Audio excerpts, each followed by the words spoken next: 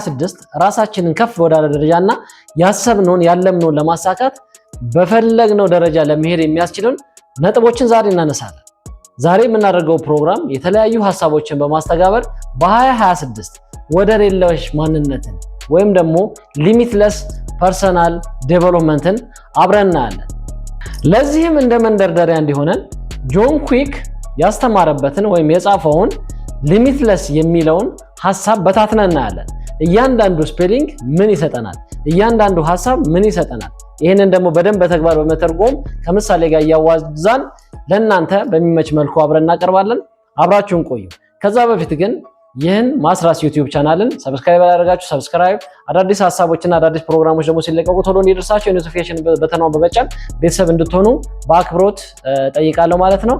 አሁን ቀጥታ ወደ ሊሚትለስ እንሄዳለን። ጆን ኩዊክ እንዳስቀመጠው ሊሚትለስን በተለያዩ ሐሳቦች በመተንተን እያንዳንዱ ስፔሊንግ በውስጣቸው ያለውን ፐርሰናል አስተሳሰባችንን ዴቨሎፕ እንደሚያደርግ እያንዳንዱ ሐሳባችንን ሊሚትለስ ብለን ያሰብነውን ሐሳብ ወይም ወደር የለሽ ያልነውን ሐሳብ ከፍ ወደ ደረጃ እንደሚያሳድግ በሚያሳምን መልኩ ተንትኖልናል ማለት ነው።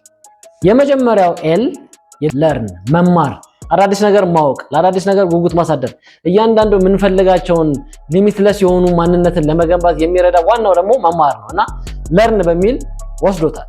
ሁለተኛው ደግሞ ኢንቴንሽን ነው። ኢንቴንሽን ነው። ይሄ ማለት ደግሞ እያንዳንዱ የኛ ባህሪ በሙሉ በኢንቴንሽናችን የሚመጣ ስለሆነ ኢንቴንሽናችንን እያንዳንዱ የምናደርጋቸው ነገሮች ዴቨሎፕ በማድረግ ኢንቴንሽናችንን በማሳመር ከተማርነው ጋር በማዛመድ ወደሚቀጥለው ዓላማ ወይም ደግሞ ከፍ ወደ ደረጃ መድረስ እንችላለን ማለት ነው። ጆን ኩዊክ ያስቀመጠው ሌላኛው የስፔሊንጉን ሲተነትን ማለት ነው። አንደኛው ደግሞ ኤም ነው። ኤም ማለት ደግሞ ሞቲቬሽን ማለት ነው። ሞቲቬሽን እያንዳንዱ ነገር ለምንሰራቸው ስራዎች ትልቅ የሆነ የጀርባ አጥንት ነው ማለት ይቻላል። ለምን ሞቲቬት ካልሆነን ኢንቴንሽንም ቢኖር እውቀት ለርን ብናረግም ያንን ሞቲቬሽኑን ካልወሰደን አሁን አንዳንድ ሰው ሙድ አልመጣም ይላል። አንድ ነገር ለማድረግ ሞቲቬት የሚያደርገው ነገር ሲያጣ ማለት ነው። ሶ ሞቲቬት ወሳኝ የሆነ ፓርት ነውና ያንን በ2026 ወይ ደግሞ ለሚቀጥሉት ዓመታት ሞቲቬትድ ሆነን ሊሚትለስ የኛን ያልተገደበ ማንነት ለመገንባት ከሚረዱ ነጥቦች አንደኛው ሞቲቬሽን ነው ማለት ነው። ሞቲቬሽን ጆን ኩዊክ ሶስት ፖይንቶች አስቀምጧል። ፎርሙላ አለው። ሞቲቬሽን ሊሚትለስ ሞቲቬሽን ፎርሙላ ብሎ አስቀምጧል። አንደኛው ምንድነው? P times E times S3 ይላል። ይህም ማለት ነው ፒ ማለት ፐርፐዝ ማለት ነው።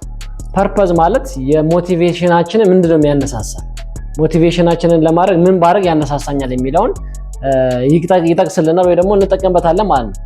ከዛ ኢ ነው ኢነርጂ ነው። ኢነርጂ ደግሞ በጣም ወሳኝ የሆነ ነገር ነው።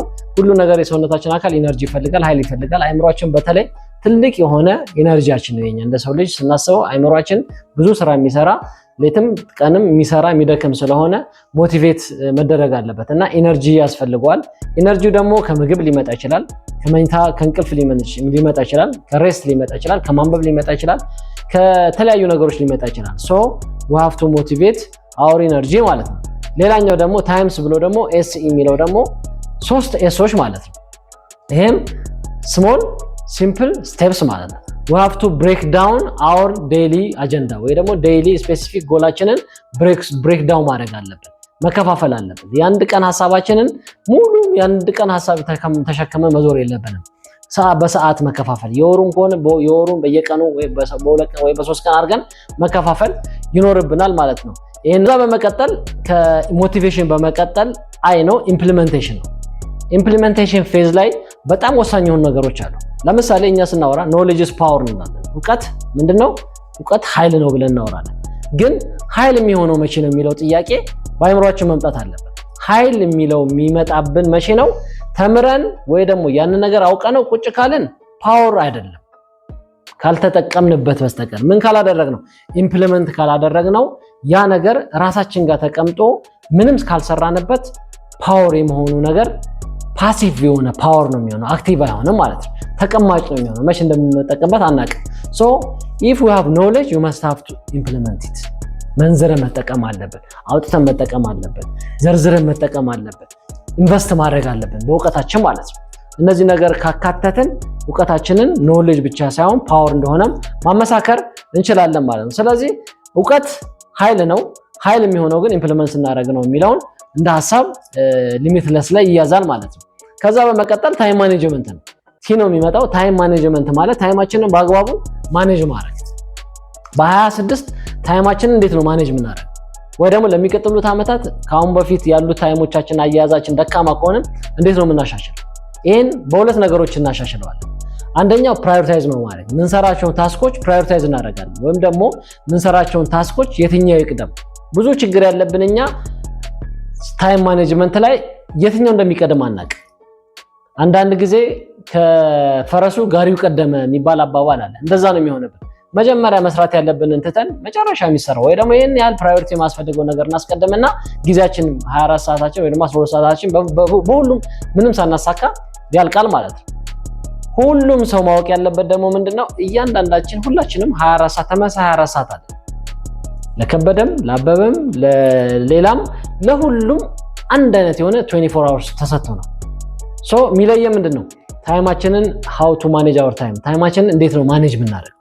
አንዱ ከፍ የሚለው ታይሙን በአግባቡ ሲጠቀም ነው።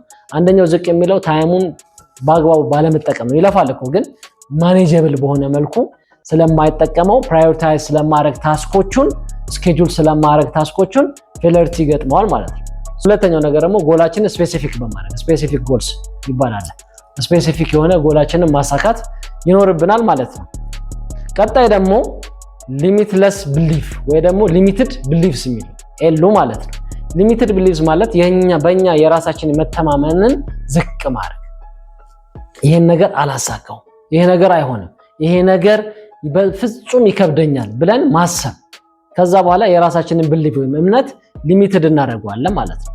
ይሄ ደግሞ ከፍተኛ የሆነ ራሳችን ላይ ጉዳት የሚያመጣ ነገር ስለሆነ ሊሚትድ የሆነ ቢሊፍ ባለበት ጎዳና እንድንሄድ የሚያደርጉ ነገሮችን ወይ ደግሞ የሚገድቡን ነገሮችን በመከላከል ራሳችንን ከፍ ወዳለ ደረጃ በ2026 ማሻገር እንችላለን ማለት ነው።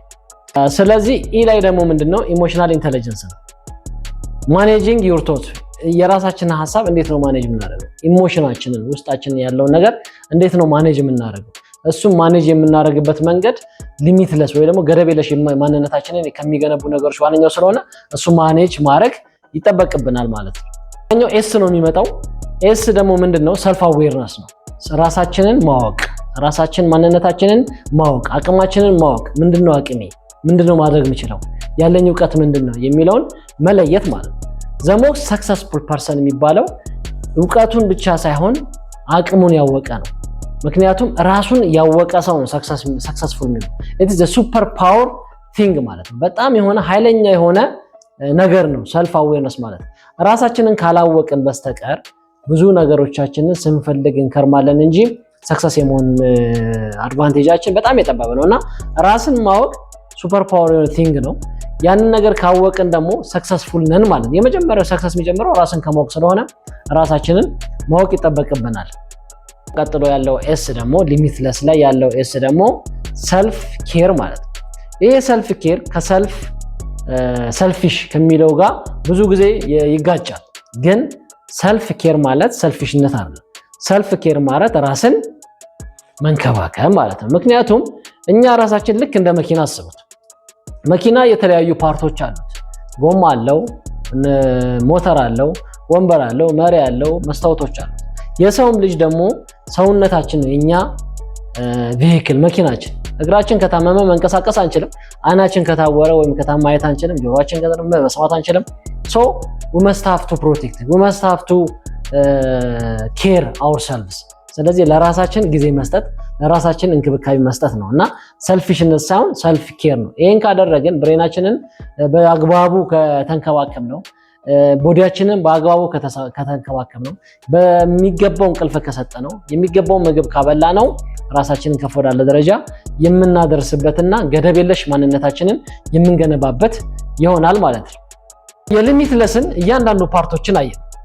ጆን ኩዊክ ሊሚትለስን በእያንዳንዱ በስፔሊንጉ ከፋፍሎ በ2026 ወይም ደግሞ ለመጪው ዓመታት ራሳችንን ገደብ የለሽ ማንነት ውስጥ የመክተትና ገደብ እንደሌለን ምንፈልገውን የምናገኝ መሆናችንን የሚያመላክቱ ነጥቦችን አስቀምጦ እኛ ደግሞ እዚህ ጋር ተወያይተንበት ወይ ደግሞ አንስቼዋለሁ።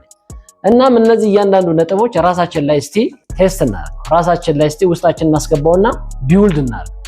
ዛን ለውጡ ምን እንደሆነ እያንዳንዳችን ማየትና መገንዘብ እንችላለን ማለት ነው። እና ገደብ የለሽ ማንነት ከዚህ ነው የሚጀምረው። አይምሮአችን እችላለሁ ካለ ማድረግ እንችላለን። አይምሮአችን ይለወጣለሁ ካለ መለወጥ እንችላለን። አልችልም ካለን አንችልም ማለት ነው። አንለወጥም ካለን አንለወጥም። በጨለማ ውስጥም ቢሆን ጥቃቅንት የሆነች ብርሃን ወይም ደግሞ ፍንጣቂ ማየት መቻል አለብን። ተስፋ በሌለበት ነገር ውስጥ ሁሉ ተስፋ አድርገንውና ነገሩ። ስለዚህ የራሳችን ገደብ የለሽ ማንነትን በነገርኳችሁ ነጥቦች አማካኝነት መለወጥና ራሳችንን ከፍ ወዳለ ደረጃ ማድረስ እንችላለን። የዛሬ ትምህርታችን ነው ማለት ነው።